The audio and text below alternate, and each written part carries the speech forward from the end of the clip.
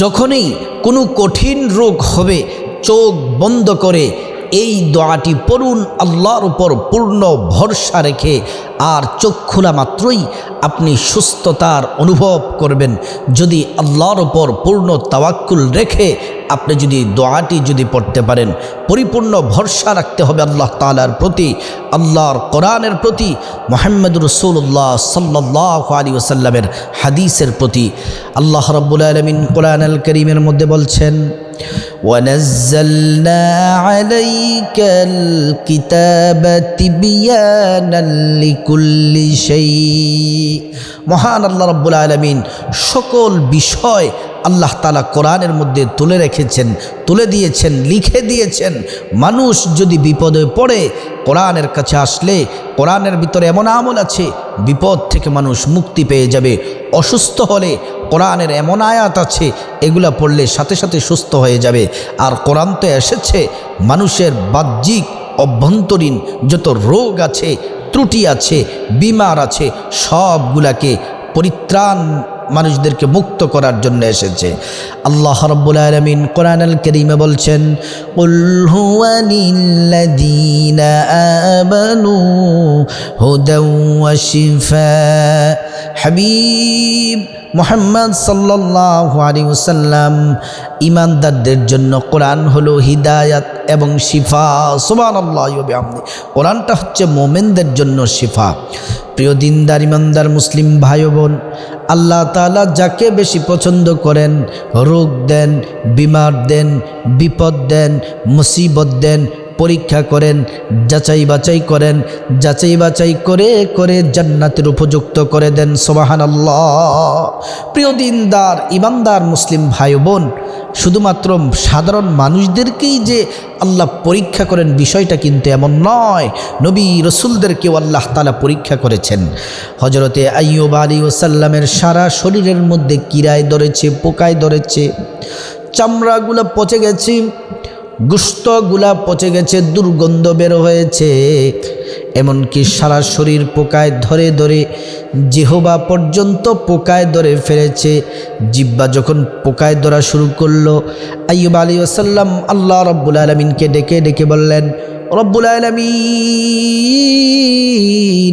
ইয়া আহকামাল হাকিমিন, ও দয়ালু আল্লাহ, সারাটা দেহের মধ্যে পোকায় ধরেছে, আমি কোনো কিছুই বলিনি, ধৈর্য ধারণ করেছি, কিন্তু জিহ্বার মধ্যে পোকায় ধরা শুরু করেছে।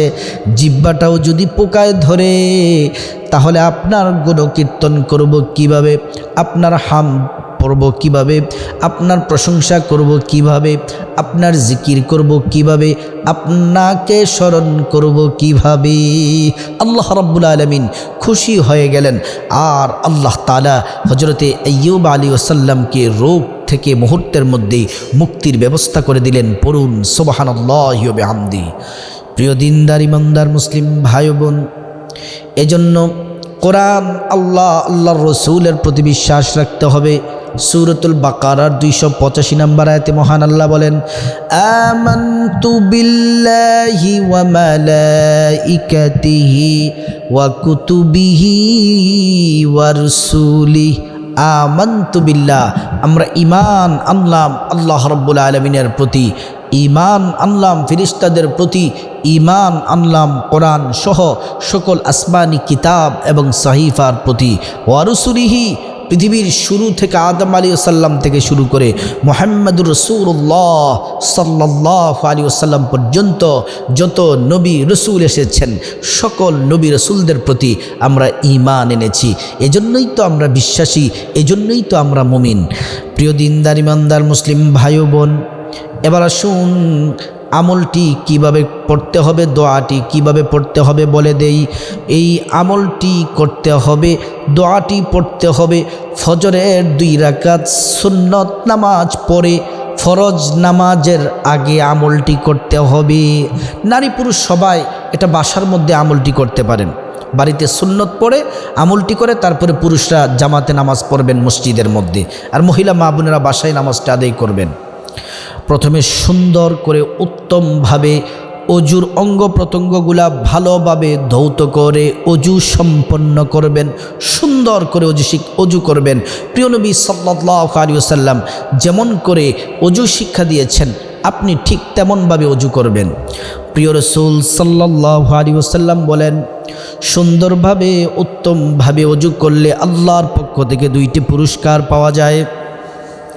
1 নম্বর পুরস্কার হলো অজুর পানির সাথে বান্দার গুনাহগুলা ঝরে ঝরে পড়ে যায়। সুবহানাল্লাহি ওয়া বিহামদিহি। 2য় নম্বর পুরস্কার হলো কিয়ামতের ময়দানে হাসরের মাঠে কোটি কোটি মানুষ থাকবে, একমাত্র আমার নবী, শেষ নবী, আখিরি নবী, সৈয়দুল মুরসালিন রাহমাতুল লিল আলামিনের উম্মত যারা সুন্দরভাবে অজু করবে, আল্লাহ রাব্বুল আলামিন অজু কারণে তাদের অজুর অঙ্গ প্রত্যঙ্গগুলোতে নূর দিয়ে দিবেন, নূর চমকাতে থাকবে। প্রিয় নবী সাল্লাল্লাহু আলাইহি ওয়াসাল্লাম তাদেরকে দেখেই চিনে ফেলবেন আর আল্লাহ তাআলার কাছে নিয়ে যাবেন, আল্লাহর কাছে সুপারিশ করে আল্লাহর জান্নাতে পৌঁছে দিবেন। সুবহানাল্লাহ। তারপরে কালিমাই শাহাদাত পাঠ করবেন অজু শেষ করে, আশহাদু আল্লা ইলাহা ইল্লাল্লাহু ওয়াহদাহু লা শারীকা লাহ ওয়া আশহাদু আন্না মুহাম্মাদান আবদুহু ওয়া রাসূলুহু। কালিমায়ে শাহাদাত পাঠ করবেন। কালিমায়ে শাহাদাত পড়লে আল্লাহ পাক জান্নাতের ফেরেশতাদেরকে ডেকে ডেকে বলেন, সব দরজাগুলো খুলে দাও, আমার বান্দা বান্দি যে দরজা দিয়ে মনে চায় ওই দরজা দিয়ে আমার জান্নাতে প্রবেশ করবে। সুবহানাল্লাহি ওয়া বিহামদিহি। প্রিয় দিনদার ইমানদার মুসলিম ভাই ও বোন, ভালো করে শুনুন। তারপরে পবিত্র একটি জায়গার মধ্যে পবিত্র জায়নামাজ বিছিয়ে নেবেন।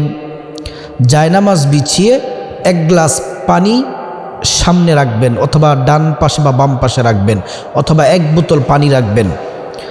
তারপরে আপনারা ফজরের 2 রাকাত সুন্নত নামাজ প্রথমে পড়বেন। ফজরের 2 রাকাত সুন্নতের এত দাম।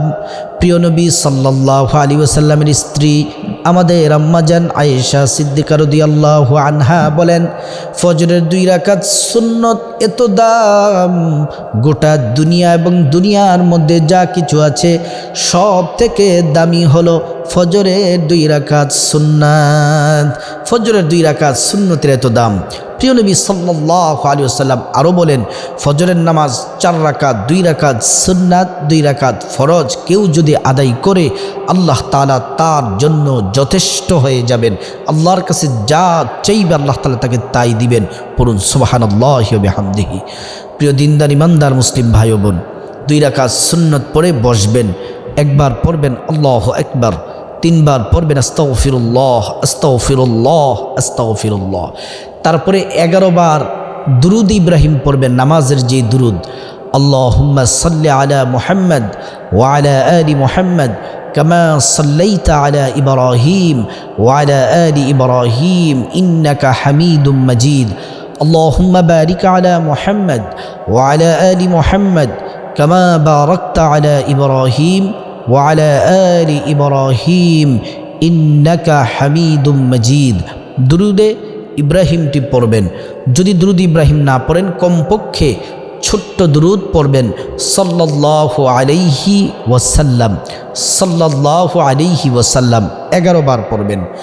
তারপরে আউযু বিল্লাহি মিনাশ শাইতানির রাজিম, বিসমিল্লাহির রহমানির রহিম, আলহামদুলিল্লাহি রাব্বিল আলামিন, আর রহমানির রহিম, মালিকি ইয়াউমিদ্দিন, ইয়াকা না'বুদু ওয়া ইয়াকা নাস্তাঈন, ইহদিনাস সিরাতাল মুস্তাকিম, সিরাতাল্লাযীনা আন'আমতা আলাইহিম গায়রিল মাগদুবি আলাইহিম ওয়ালাদ-দাল্লিন।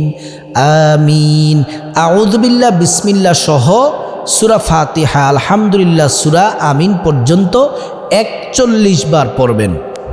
41 বার পড়া শেষে তারপরে আপনি আবার 11 বার দুরুদ ইব্রাহিম পড়বেন অথবা সাল্লাল্লাহু আলাইহি ওয়াসাল্লাম ছোট্ট দুরুদটি পড়বেন। তারপরে এই দোয়াটি চোখ বন্ধ করে 41 বার আল্লাহর প্রতি পূর্ণ ভরসা রেখে আল্লাহর দিকে তাওয়াজ্জু হয়ে আল্লাহকে রব হিসাবে মেনে পরিপূর্ণ ভরসা তাওয়াক্কুল রেখে 41 বার দোয়াটি পড়বেন। দোয়াটি আমি বলে দিচ্ছি, বিসমিল্লাহিশ শাফি, বিসমিল্লাহিল কাফি, বিসমিল্লাহিল ওয়াফি, ওয়াকাফা বিল্লাহি ওয়াকিলা, রব্বি আন্নী মাগলুবুন ফান্তাসির, ইয়া আল্লাহ ইয়া রহমান ইয়া রহিম ইয়া করিম সাল্লাল্লাহু আলাইহি ওয়াসাল্লাম। এই দোয়াটি চোখ বন্ধ করে 41 বার পরে পানির মধ্যে ওই যে গ্লাস বা বোতলের যে পানি আছে সেটার মধ্যে ফু দিবেন। ফু দিয়ে পানিটি পান করবেন, ডান হাতে নেবেন, 3 ঢুকে বিসমিল্লাহ বলে পানি পান করবেন, বসে পানি পান করা শেষ হলে আলহামদুলিল্লাহ পড়বেন। এভাবে পানিটি পান করে আমি বলি একদিনেই যে ভালো হবে বিষয়টি কিন্তু এমন নয়, একদিনেও ভালো হয়ে যেতে পারে আল্লাহ যদি চান, আর এমনও হতে পারে কিছুদিন লাগতে পারে, কিন্তু এটা ধারাবাহিকভাবে প্রতিদিন আমলটি করে যান, আল্লাহ তাআলা জটিল কঠিন রোগ থেকে হেফাজত করবেন। তারপরে মুনাজাত দিবেন, মুনাজাতে চোখের পানি অবশ্যই ছাড়বেন। রোগ থেকে যে কোনো রোগ, আপনার ক্যান্সার, ডায়াবেটিস, হার্টের রোগ, ফুসফুসের রোগ, যে কোনো রোগ আপনি আল্লাহর কাছে বলবেন, ইনশাআল্লাহ অতি দ্রুত আল্লাহ পাক আপনাকে পরিপূর্ণ শিফায়ে আজিলা কামেলা দান করবেন, পরিপূর্ণ সুস্থতা দান করবেন। আল্লাহ তাআলা আমাদের সবাইকে জটিল কঠিন রোগ থেকে আল্লাহ তাআলা আমাদেরকে হেফাজত করুন, এবং যাদের জটিল কঠিন রোগ আছে আল্লাহ তাআলা তাদেরকে পরিপূর্ণ সুস্থতা দান করুন।